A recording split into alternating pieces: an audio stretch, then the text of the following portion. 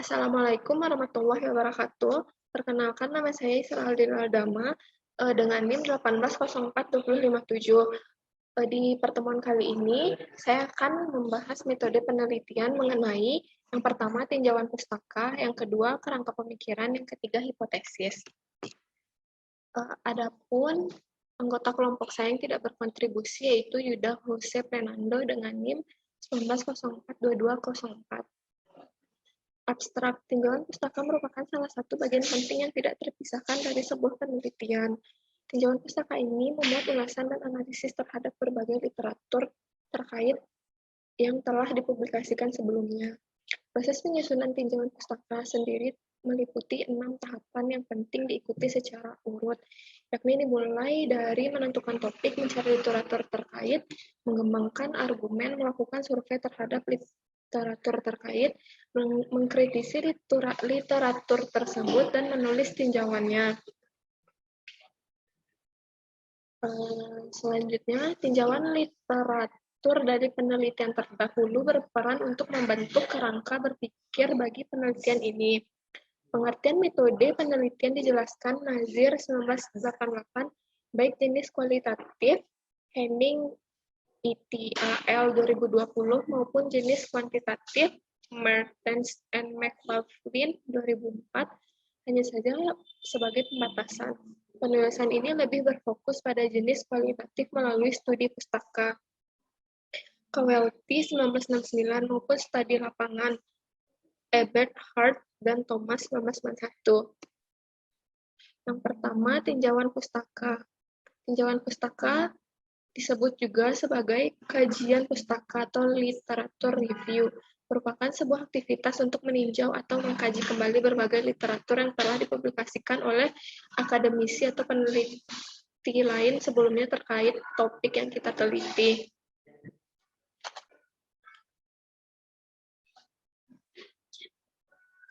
Selanjutnya, tinjauan pustaka juga menyusun sebuah tinjauan pustaka sama halnya dengan menyarikan berbagai hasil penelitian terdahulu untuk mendapat gambaran tentang topik atau permasalahan yang akan diteliti sekaligus untuk menjawab berbagai tantangan yang muncul ketika memulai sebuah penelitian. Menurut Schaeffelsen and tahun 2002 halaman 144. Tinjauan pustaka juga bukan sekadar laporan yang berisi rangkuman, simpulan, atau berbagai literatur yang telah dibaca dalam topik terkait. Lebih dari itu, sebuah tinjauan pustaka seyogyanya merupakan sebuah tulisan yang mampu memaparkan tema-tema dan mengidentifikasi tren, termasuk teori-teori yang relevan.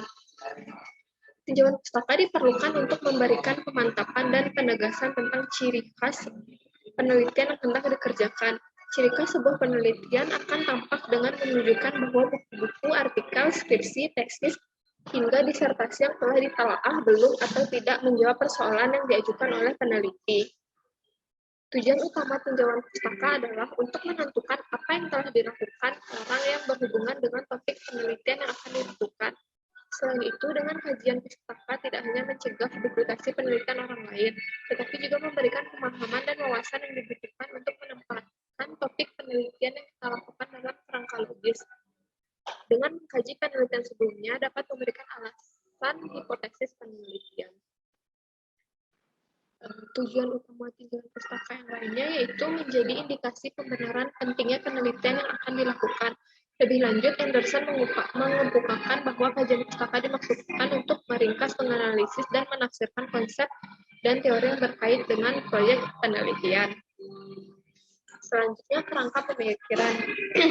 Menurut Hussein dan Purnomo Alam, bukunya yang berjudul Metodologi Penelitian Sosial menjelaskan bahwa kerangka berpikir ialah penjelasan sementara terhadap gejala yang menjadi objek permasalahan kita, atau argumentasi kita dalam merumuskan hipotesis. Untuk merumuskan hipotesis, maka Hussein melanjutkan bahwa argumentasi kerangka berpikir menggunakan logika deduktif atau untuk metode kuantitatif dengan memakai pengetahuan ilmiah sebagai premis dasarnya.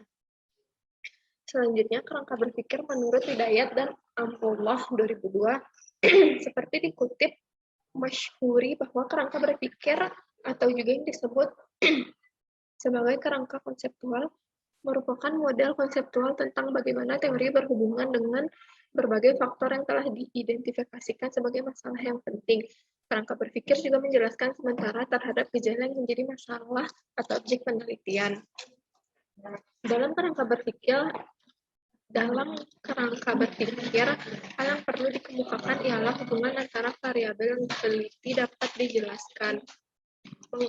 Pertama, mengemukakan bagaimana hubungan variabel bebas dan variabel terikatnya. Hubungan ini harus memperoleh pengakuan atau dukungan secara ilmiah. Yang kedua, harus ada penjelasan gamblang mengapa kita memikirkan hubungan tersebut berlaku. Selanjutnya, bila sifat dan arah hubungan dapat diteorikan berdasarkan temuan penelitian sebelumnya, maka harus ada indikasi dalam pembahasan mengenai apa hubungan akan negatif atau positif. Kerangka berpikir dapat berupa kerangka teori dan kerangka penalaran logis. Kerangka teori tersebut merupakan uraian ringkas tentang teori yang digunakan dan cara menggunakan teori tersebut dalam menjawab pertanyaan penelitian. Dalam menguraikan pemikirannya, peneliti tidak sekedar memfokuskan variabel penelitiannya, tetapi juga harus menghubungkan konsep penelitian dalam kerangka yang lebih luas lagi. Kerangka pemikiran dikatakan baik apabila dapat mengidentifikasikan variabel penting yang disesuaikan dengan permasalahan penelitian dan secara logis mampu menjelaskan keterkaitan antara variabel. Yang ketiga, hipotesis. Hipotesis adalah suatu pernyataan yang pada waktu diungkapkan belum mengetahui kebenarannya, tetapi memungkinkan untuk diuji dalam kenyataan empiris. Hipotesis memungkinkan kita untuk menghubungkan teori dengan pengamatan. Selanjutnya, hipotesis dapat disusun dengan dua pendekatan. Yang pertama, secara deduktif, ditarik dari teori. Suatu teori terdiri atas proposisi, sedangkan proposisi menunjukkan hubungan antara dua konsep. Proposisi ini merupakan postulat-postulat yang daripadanya disusun hipotesis. Penyusunan hipotesis secara induktif bertolak dari pengamatan empiris. Misalnya, teori A terdiri atas proposisi X, Y, Z, dan XZ. Dari ketiga konsep proposisi itu dipilih proposisi yang diminati dan relevan dengan peristiwa pengamatan. Misalnya, proposisi XY.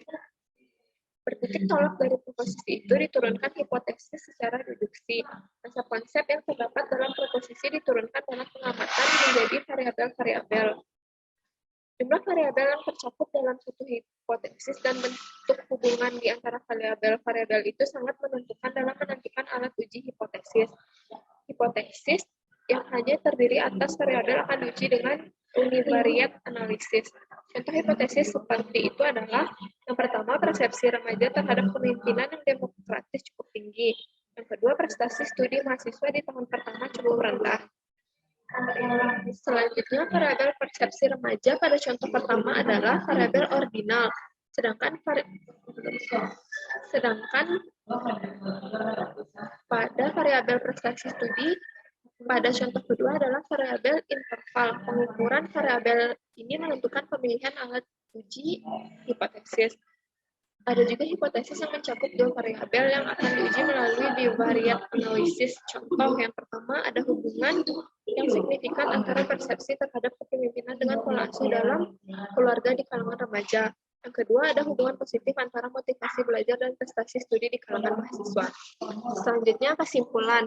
Tinjauan pustaka atau biasanya disebut literatur merupakan bagian yang sangat penting dari sebuah proposal atau laporan penelitian. Karena pada bab ini juga diungkapkan pemikiran atau teori-teori yang melandasi dilakukannya penelitian. Selanjutnya, kerangka berpikir merupakan bagian penelitian yang menggambarkan alur pikiran peneliti dalam memberikan penjelasan kepada orang lain. Secara umum, kerangka berpikir berfungsi sebagai tempat peneliti memberikan penjelasan tentang hal-hal yang berhubungan dengan variabel pokok atau pokok masalah yang ada dalam penelitian berdasarkan teori yang ada.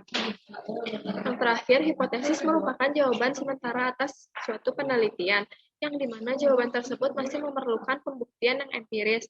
Penelitian yang dilakukan sebenarnya tidak semata-mata ditujukan untuk hipotesis yang diajukan, tetapi bertujuan menemukan fakta yang ada dan terjadi di lapangan. Sekian presentasi dari saya. Mohon maaf jika ada kesalahan pengucapan. Assalamualaikum warahmatullahi wabarakatuh.